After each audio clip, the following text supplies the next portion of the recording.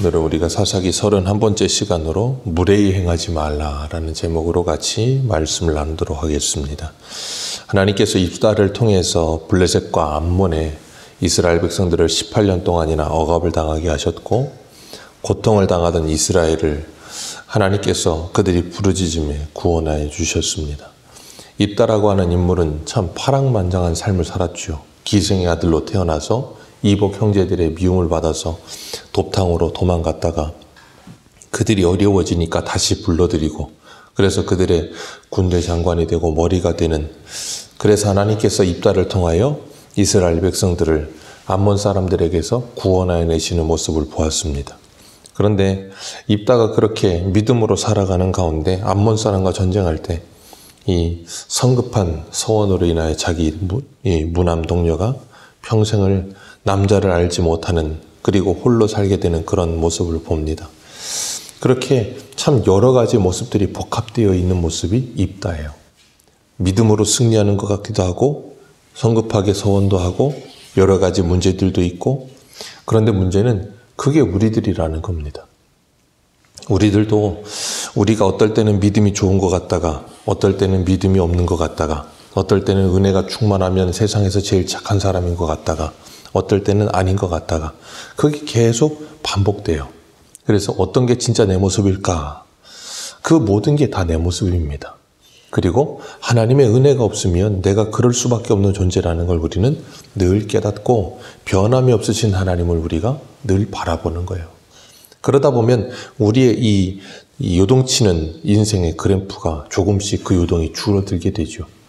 그리고 하나님께서 입다를 통하여 암몬 자손에게서 이스라엘 백성들을 구원하여 주셨으면, 이제 순서상 사사기의 사이클상 그들에게 평안함이 찾아와야 되는데 그게 아니고 또 어려움이 찾아옵니다.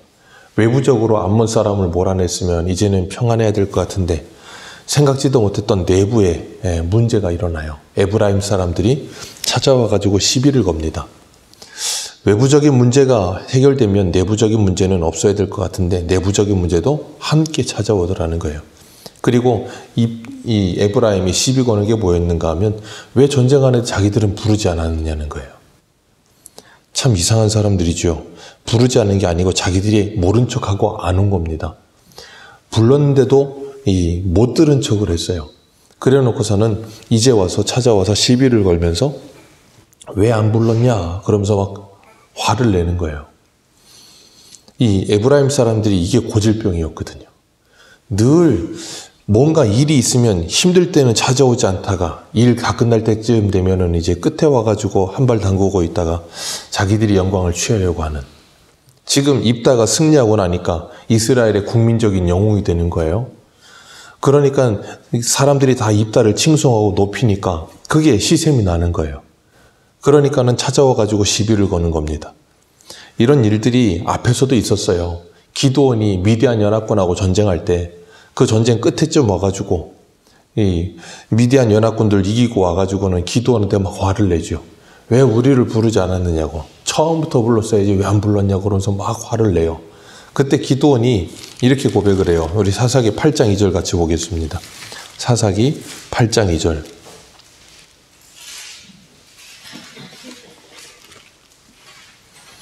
사사기 8장 2절입니다.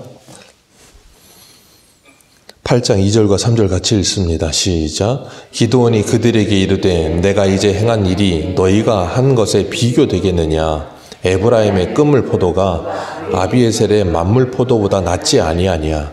하나님이 미디안의 방백 오렙과 스앱을 너희 손에 넘겨주셨으니 내가 한 일이 어찌 능히 너희가 한 것에 비교되겠느냐 하니라. 기드온이 이 말을 하매 그때에 그들의 노여움이 풀리니라. 아멘. 여기 와서도 시비를 거는 거예요. 왜 네가 이 모든 전쟁에 영광을 다 취하려고 하느냐는 거예요, 속셈은. 그러면서 우리를 불렀으면 우리가 더 잘했을 텐데 하면서 막 시비를 거니까 기드온이 또 거기에다가 잘 이렇게 맞춰주면서 그들이 너희들이 잘한 거라고 내가 뭐 한 게 있겠냐고 그러면서 잘 그냥 분위기를 맞춰줍니다. 그랬더니 그 말을 듣고서는 좋아가지고 또 노여움 풀려서 갑니다. 근데 문제는 입다는 기드온처럼 착하질 않아요. 입다는 굉장히 호전적이거든요. 그리고 지금 상황이 입다가 그렇게 좋은 상황이 아니에요. 자기 딸 서원했다가 이렇게 되는 바람에 정말 얼마나 사람이 힘들고 괴롭겠습니까? 그런데 거기 와가지고 하는 말이 뭐였어요? 너 왜 우리 안 불렀냐 그래 놓고는 1절 하반절에 보면 우리가 반드시 너와 네 집을 불사르리라. 그러니까 이 사람이 말을 해도 시비를 거는 것까지는 모르겠는데 이렇게까지 말을 하면 뭐 죽자는 거 아니겠습니까? 죽자고 싸우겠다는 거지 이렇게 말하는 건 정말 선을 넘은 거거든요. 에브라임 사람들은 원래 이스라엘 12지파에 들어갈 수 없는 사람들이에요.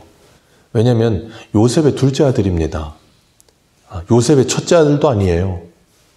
그리고 요셉의 아들이기 때문에 이스라엘 12지파에 들어갈 수도 없는데 하나님께서 레위를 하나님의 것으로 택하심으로 궐이 하나 나서 요셉의 아들 둘을 쪼개서 그 두 지파를 집어넣어서 12지파를 채운 거거든요. 그랬으면 하나님의 은혜로 12지파가 됐으면 감사하고 겸손해야 되는데 그게 아니고 자기 삼촌들 지파 사람들하고 그냥 맘먹는 거예요.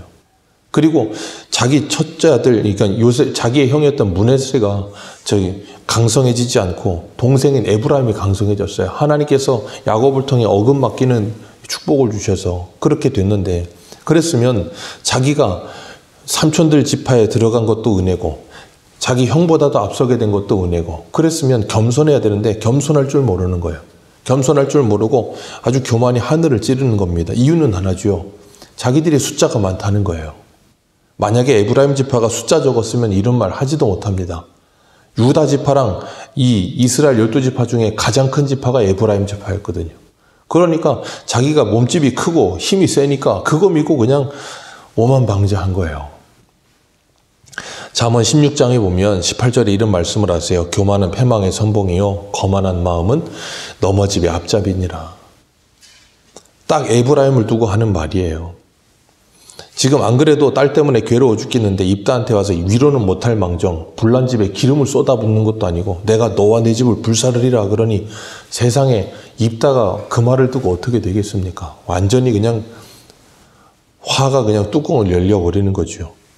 그러니까 입다가 3절 말씀에 그러는 거예요. 나는 너희가 도와주지 아니하는 걸 봤다. 너희들이 와서 도와줬으면 이렇게 되지 않았을 텐데 내가 너희들이 도와주지 않는 걸 보고 내 목숨 걸고 가서 싸웠다. 그랬더니 하나님께서 그들을 내 손에 넘겨주셨다는 거예요. 그런데 이제 와서 내가 너희들을 부르지 않았다고 말을 하느냐는 거예요. 불러도 못 들은 척하고 안 오니까 어쩔 수 없이 내가 목숨 걸고 싸웠는데 이제 와서 너희들 이런 말 할 수 있냐 그러면서 입다가 기드온처럼 그들을 달래주는 게 아니라 그들에게 화를 내요. 그리고 길르앗 사람들을 싹 불러 모아가지고 에브라임 사람들하고 싸워버립니다. 근데 문제는 싸우니까 어떻게 돼요? 한순간에 전세가 기울어져 버리는 거예요. 근데 이 에브라임 사람들이 입다한테만 그러는 게 아니라 4절 같이 봅니다. 4절입니다. 시작. 입다가 길르앗 사람을 다 모으고 에브라임과 싸웠으며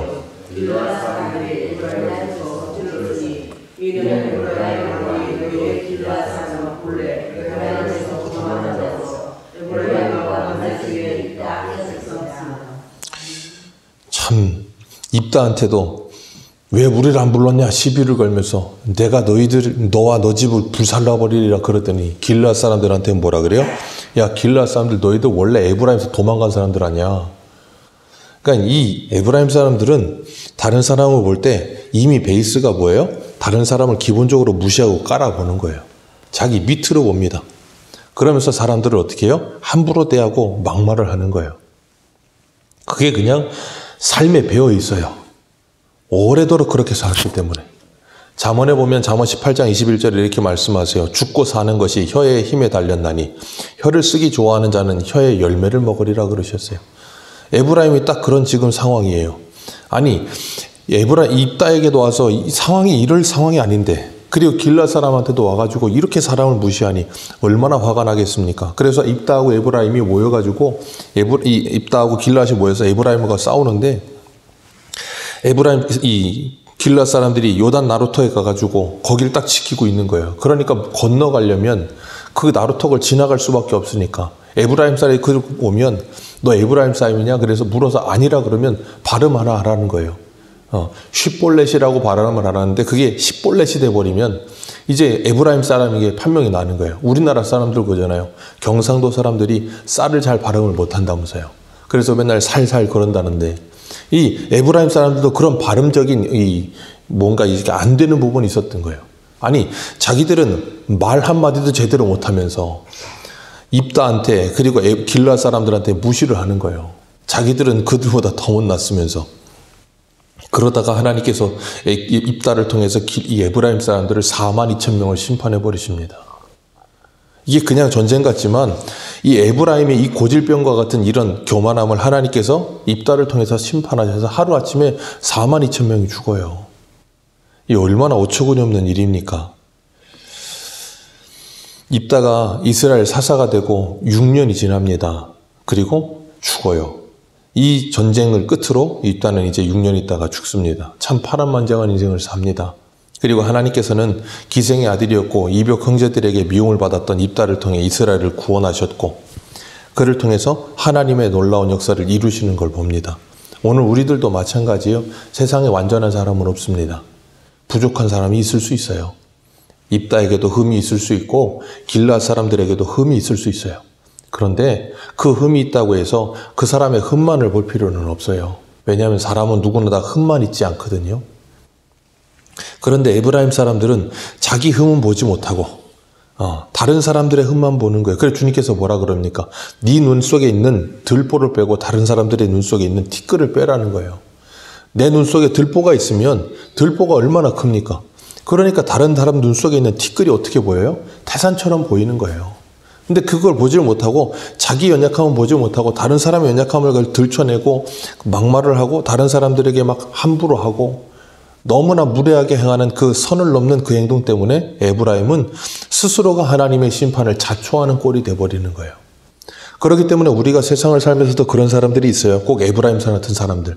야, 저 사람 저렇게 살다가는 정말 하나님한테 혼날 것 같은데 하는 생각이 드는 사람들이 그냥 눈에 보여지게 행동을 하는 사람들이 있습니다.